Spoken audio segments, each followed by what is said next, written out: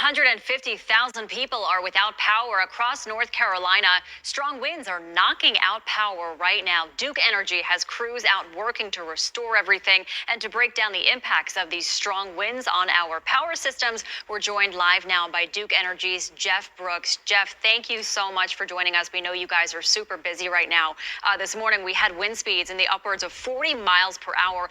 How does this type of wind gust lead to power outages?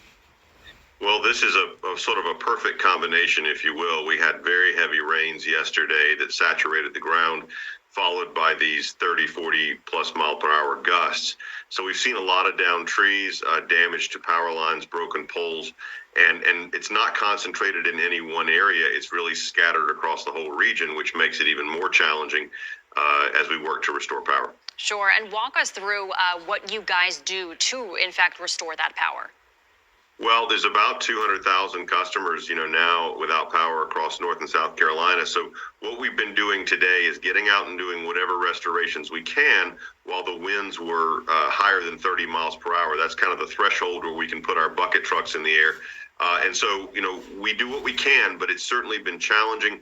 We're trying to prioritize getting essential services back up, getting as many customers as we can on with every power restoration. But as you can imagine, there's thousands of locations across the region that have to be repaired, and that's going to take several hours with each repair. So this is a pretty involved process. Yeah, and how are the winds impacting the work that's being done right now? Well, we've had a tough time throughout the day because those gusts have been very strong. They've limited our ability to put our buckets up in the air, but we're starting to see in some parts of the state the winds beginning to subside, and so we're making progress. Definitely in western North Carolina, we expect the same conditions as the day progresses here. That'll allow us to get ahead, but there's a lot of work to be done, so this is going to take some time, and we just ask our customers to be patient, and if they need to make preparations while we do these repairs, we certainly encourage that. Absolutely. And really quickly, do you expect these outages to grow across the state as the day goes on? I know you mentioned that you are seeing the winds start to subside a little bit, which is some good news.